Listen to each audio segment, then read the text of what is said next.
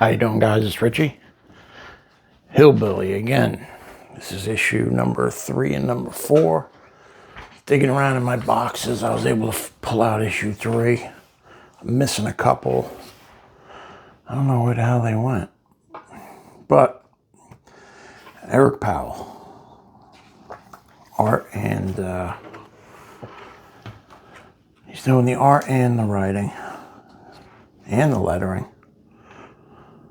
So, Hillbilly, I had shown the first 2 issues. He's a witch hunter, and he has some friends. And these issues are all, they'll all be standalone. I don't even think you need to read them in a certain order. At least the 1 through 12 so far, from my memory, they're all standalone. So these trolls are getting chased through the forest.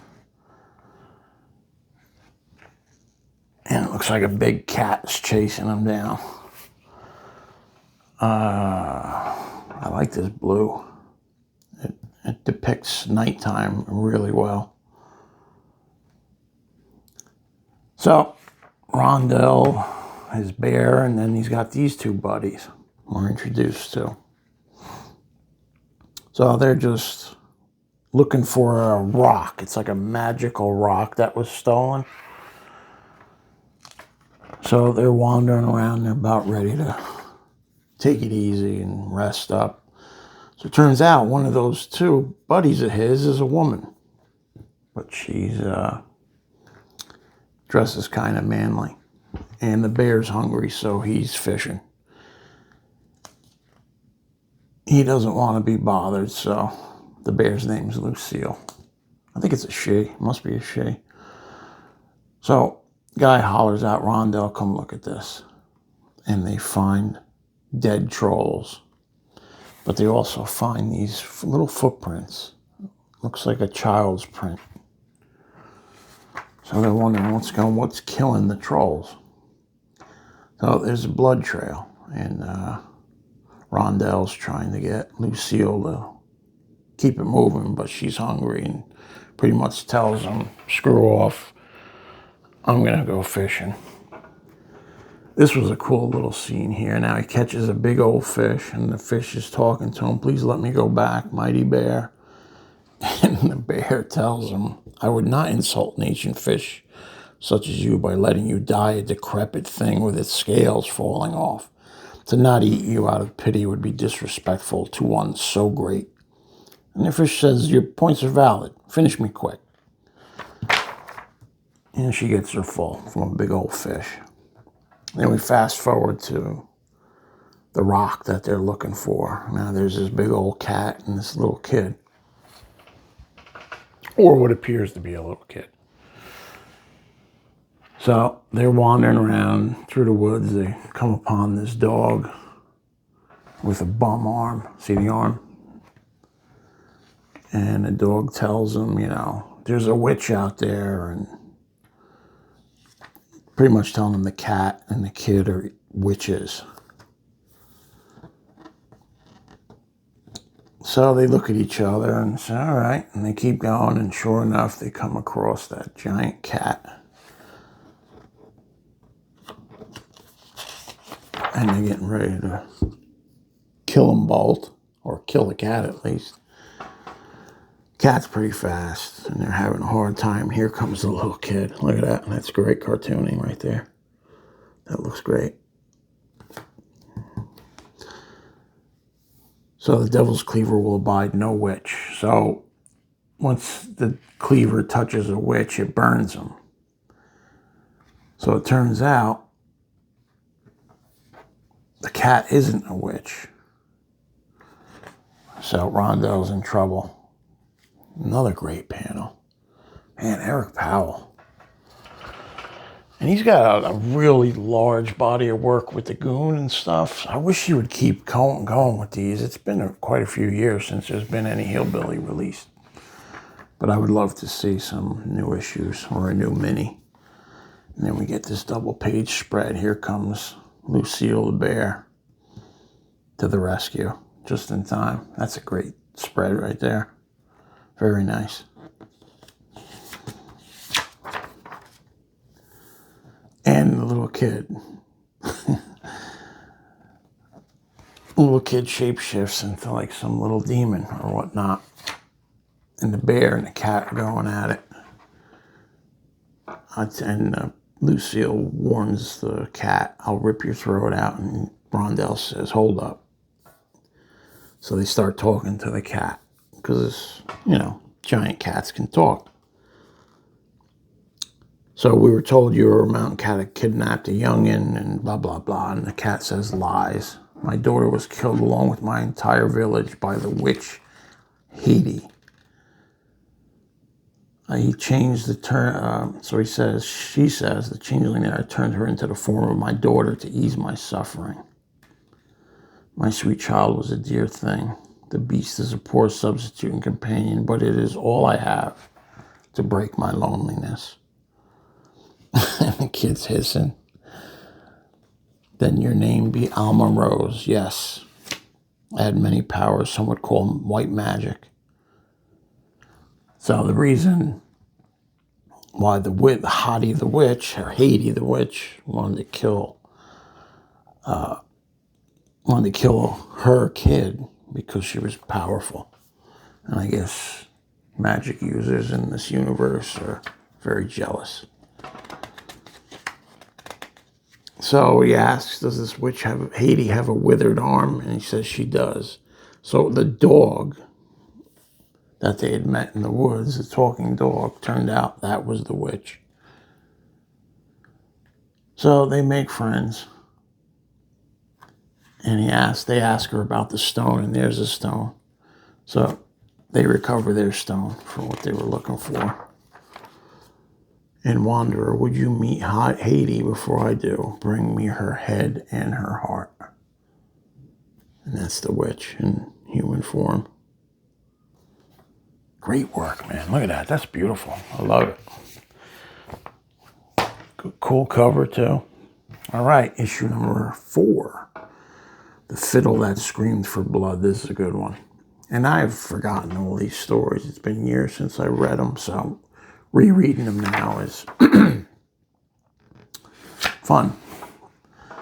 All right, so they always start out, there's always some type of folklore, like hillbilly folklore, and it makes it interesting. I don't know where he pulls these stories from, but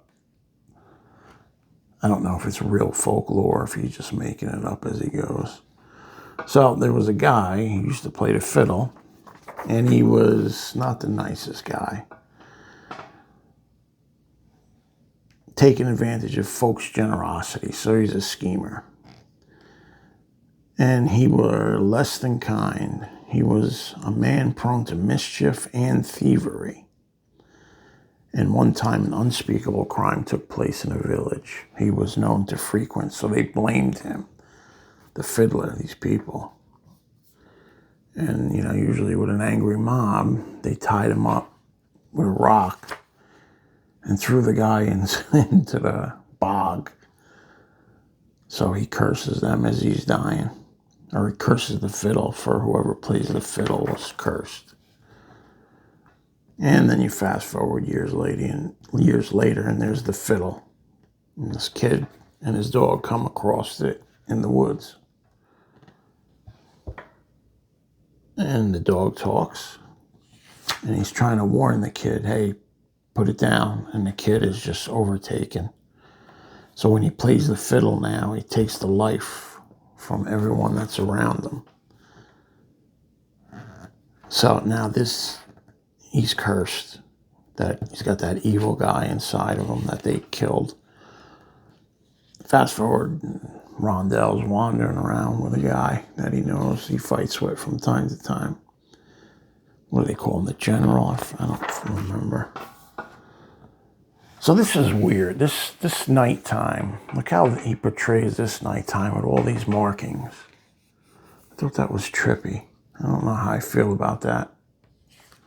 Because in the other issue, the nighttime looked great, but I don't know if I'm too keen on that. It looks weird. But that's minor gripe. So the kid with the fiddle is walking around, and there's his village, and they invite Rondell in, and he shaves, and he's just hanging out. He likes to just stay in the back and watch people have a good time. He's not much of a partier. So the little girl says, hey, I'll get you some cake, and, you know. And the boy with the fiddle walks in. He goes, I have something for you, a melody almost as sweet as you, because he's got the hots for the girl. So he plays the fiddle and takes her soul. Everybody's having a good time, drinking, eating, singing, dancing. And here comes the kid. And he goes upstairs and he plays the fiddle and starts just killing everybody. The sound burns me, hold that foul music.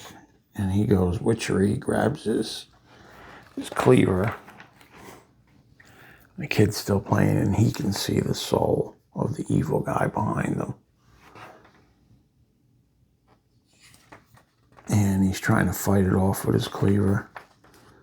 And he's having a tough time. Throws Rondell back. And he's hollering to release these people. And he just keeps playing. And he gets enough death and souls that he reverts into this guy. Great creature design. Really good creature design. With his blood I become more than the flesh I was. On their blood I gorge. On the charity they denied me, I feast. So the guy's pissed off for being thrown into the bog with a stone around his neck. Which probably has biblical indications, you know. It would be better for you to have a stone around your neck and thrown into the water than to harm the little ones. So, wonder if that's a cue from the Bible. But anyway, great cartooning. And he slashes them. He's just a spirit, but the cleaver can hurt him.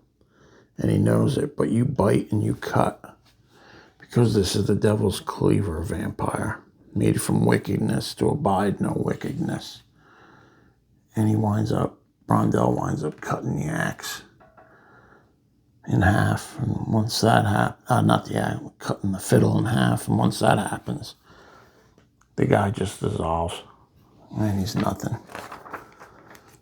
And so the last scene is he's looking at his buddy's hat. Everybody's dead. And Rondell walks away, sets the place on fire because it's cursed land now. And it says, Rondell, again, rightly or wrongly, believed he should shun his race so his presence would not lead misfortune to them. So, kind of sort of tragic hero. He lives a lonely life because he has to do what he has to do. So he helps, but he tries to stay away from society because wherever he goes, bad things happen. All right, next issue. Midnight Devilment of Talipu. This was a really good issue. This was also a good issue. Just a great series. Highly recommend it. Eric Powell. Fantastic artist. All right. Thanks for watching, guys. I'll catch you on the next one.